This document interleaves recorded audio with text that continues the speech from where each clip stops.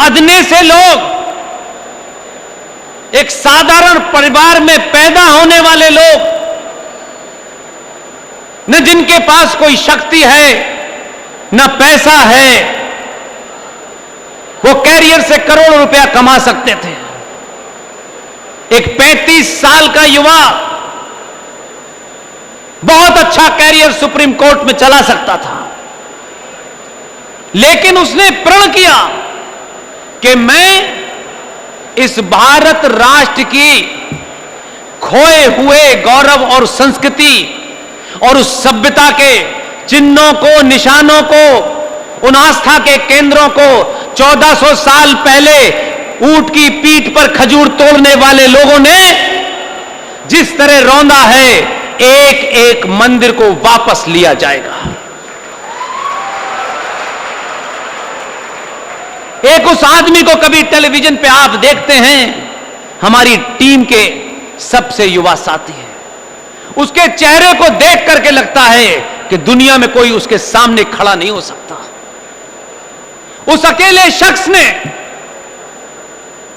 बनारस के अंदर, जब आपके आदमी ने 1780 में अहिल्याबाई होलकर ने एक बहुत बड़े इस्लामिक आताताई जुनूनी औरंगजेब ने जब बाबा विश्वनाथ की मूर्ति को खंडित किया, आप सोचिए कि शायद हम सबके भाग्य में कुछ ना कुछ ऐसा करने का मौका आएगा और आ रहा है।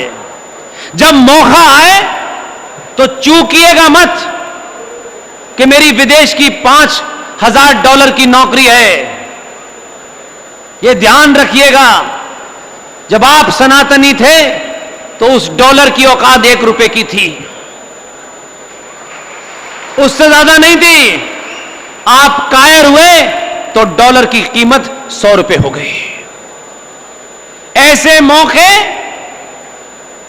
हर एक के जीवन में नहीं आते हैं, और सारे मौके प्रधानमंत्री बनके ही नहीं पूरे किए जा सकते हैं, सड़क सड़क गली गली मोहल्ले जाकर के भी पूरे किए जा सकते हैं। इसलिए उस शख्स ने यह कसम खाई कि पूरे देश में जहां जहां यह हुआ है, हम इसकी लड़ाई लड़ेंगे, ईमानदारी से लड़ेंगे, और एक के बाद एक पूरे देश में एक हंगामा मचा हुआ है, क्योंकि दुनिया को इस बात की चिंता होने लगी है कि यह भारत जहां से वापस लौटना शुरू किया है इसने, यह अपने उस दौर को, उन दिनों को वापस लाने की चेष्टा में लगा हुआ है जब भारत विश्व गुरु कहलाता था। यह बात अलग है कि इस विश्व गुरु भारत में चाटुकार सत्ता पे पहुंचे तो विश्व गुरु नहीं, गुरु घंटाल पैदा हो गए।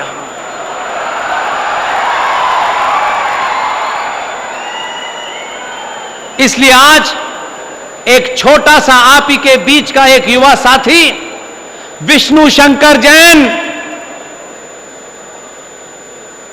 बहुत मिडिल क्लास फैमिली का बच्चा, उसके संस्कार उसके पिता ने दिए, करोड़ों रुपए का ऑफर था। उसके पिता को बाबरी मस्जिद एक्शन कमेटी ने कहा हम आपको 5 करोड़ रुपया देंगे, आप हमारा मुकदमा लड़िए। उन्होंने कहा मैं कपिल सिब्बल नहीं हूं, बिकता नहीं हूं मैं, 25 लाख रुपए दे दीजिए उस वकील को, वो कुछ भी कोर्ट में खड़े होकर करता है। विष्णु शंकर जैन ने जो रास्ता चुना, उस रास्ते का आज के युवाओं को मैं एक मिसाल के तौर पर रखना चाहता हूं। क्या हम कितने लोगों को जानते हैं, हम किन लोगों को याद करते हैं कि ये हमारे महापुरुष थे? याद कीजिएगा, विष्णु शंकर जैन ने बनारस में जाकर के, जब आपके आदमी ने 1780 में अहिल्याबाई होलकर ने बाबा विश्वनाथ के उस मंदिर को, जिसके एक इस्लामिक जिहादी आतंकवादी औरंगजेब ने तोड़ा था, जब उसका जीर्णोद्धार किया था 1780 में, तो उनको नहीं पता था कि यह आधा काम मैं करके जा रही हूं। उन्होंने उस वक्त अपना काम उतना ही किया जो उनकी शक्ति के साथ में था। इसलिए क्या मैं करूं, मेरे बाद क्या होगा, इसकी चिंता नहीं करनी है। चिंता यह करनी है कि जो मैं करके जा रहा हूं, यह मान करके कि मेरी ही तरह बहुत सारे लोग आएंगे और जहां मैं छोड़ रहा हूं इस कार्य को वो आगे करेंगे। यह सोचकर अहिल्याबाई होलकर, जो एक मराठा थी, मध्य प्रदेश के इंदौर की रानी थी, जीवन इतना कष्ट में था कि कोई सोच नहीं सकता। आज भी उनकी कहानी पढ़ेंगे तो आपका दिल भर जाएगा। लेकिन उनकी आस्था देखिए, कहां इंदौर और कहां बनारस। बाबा विश्वनाथ की मूर्ति वो सही जगह नहीं रख पाई क्योंकि ऐसे हालात नहीं थे, लेकिन बाबा विश्वनाथ की मूर्ति के ऊपर पूजा होती रहे। उनका एक ही एजेंडा था कि अगर बाबा विश्वनाथ की इस खंडित मूर्ति को मैंने स्थापित नहीं करूंगी तो कहीं ऐसा ना हो कि समाज बाबा विश्वनाथ को भूल जाए। और धीरे धीरे ये काशी, जो पूरी दुनिया का सबसे पुराना शहर है, जो भारत की सांस्कृतिक राजधानी है, इसको अगर भूल जाएंगे तो फिर आने वाली पीढ़ियों को बताना मुश्किल होगा। लिहाजा उन्होंने बाबा विश्वनाथ की उस खंडित मूर्ति को ठीक करके दूसरी जगह रख करके वहां पूजा अर्चना जारी रखी। ये शायद हमें सीख लेनी चाहिए। उन्होंने अपने आप को बहुत महान बनने के लिए ऐसे काम नहीं किए कि उन्हें देश क्यों याद रखेगा। अहिल्याबाई होलकर का जिक्र बहुत कम आता है, लेकिन जब समय बदला तो सोचिए जरा, 1780 में एक रानी ने राज्य चलाया। अपनी शादी में मुंह दिखाई में जो उनको रकम मिली, उस रकम से बनारस के बाबा विश्वनाथ का जीर्णोद्धार कराया। और उन्होंने नहीं सोचा था। इसलिए विजनरी लोग समय की धारा के विपरीत खड़े होते हैं और वो ये नहीं सोचते कि हमें क्या मिलेगा, वो ये सोचते हैं कि हमारे जाने के बाद यहां से कोई दूसरा आएगा और इस काम को आगे बढ़ाएगा। एग्जैक्टली 242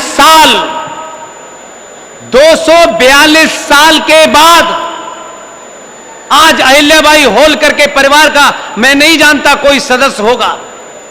242 साल के बाद अहिल्याबाई होलकर ने, जो मैं समझता हूं, सोचा था कि एक आदमी जिसका भारत के हिंदी भाषी राज्यों से कोई संबंध नहीं था, हिंदुस्तान के संसद के चुनाव में गुजरात से निकल करके लोग समझते हैं कि उसमें कोई जीत हार का खेल है। ये मैं समझता हूं, ये वो लोग समझते हैं जो शायद भारत की आध्यात्मिक शक्ति को नहीं जानते। गुजरात से एक आदमी 242 साल के बाद यहां से चला और उसने बनारस में जाके चुनाव लड़ा। बनारस के लोगों को भी यह अचंभा था कि गुजरात जैसी जगह में जहां सेफ सीट थी, वहां से यह आदमी यहां के क्यों चुनाव लड़ा, समझ में नहीं आया। इसलिए मैं कह रहा हूं कि प्रकृति इस वक्त उन लोगों को चुन रही है जो इस राष्ट्र की आस्था और परंपराओं को बचा रहे हैं। उसमें आप भी शामिल हैं, मैं भी शामिल हूं, साबू भाई भी शामिल हैं, और ये तमाम आज के कार्यक्रम के कराने वाले लोग हैं। इनकी एक बहुत महत्वपूर्ण भूमिका है। यह जरूरी नहीं है कि सब भाषण देंगे, सब तलवार चलाएंगे, ऐसा नहीं होता। मुझसे मेरे यहां आने के पीछे जो ताकतें हैं, उसमें सूरत में, जब मैं यहां सूरत में पहली बार आया था तो आपके शहर के डिप्टी मेयर, उन्होंने एक प्रोग्राम किया।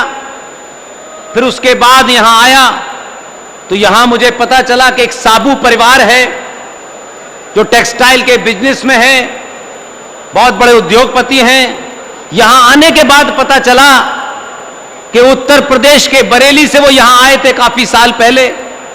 उन्होंने यहां के लोगों का मन जीता, अपना बिजनेस बढ़ाया और फिर उन्होंने मुझे बुलाया। और उसके बाद उन्हीं के माध्यम से आज इस प्रांगण में मुझे इतने बड़ी सभा को संबोधित करने के लिए सावजी भाई जी ने बुलाया। ये एक सिलसिला है, एक चेन है। ये चेन जितनी मजबूत होगी उतना ही राष्ट्र मजबूत होगा। इसलिए 242 साल पहले जो काम अहिल्याबाई होलकर अधूरा छोड़ के गई थी, उन्होंने नहीं सोचा था कि गुजरात से एक आदमी बनारस जाएगा, बनारस में चुनाव लड़ेगा और पहले 5 साल बनारस के लोगों का दिल जीतेगा और फिर दोबारा बनारस से चुनाव लड़ेगा और बाबा विश्वनाथ के उस मंदिर में जहां 10 लोग नहीं बैठ सकते थे, उसने जीर्णोद्धार करके उस मंदिर में 10,000 लोगों के बैठने की व्यवस्था की है।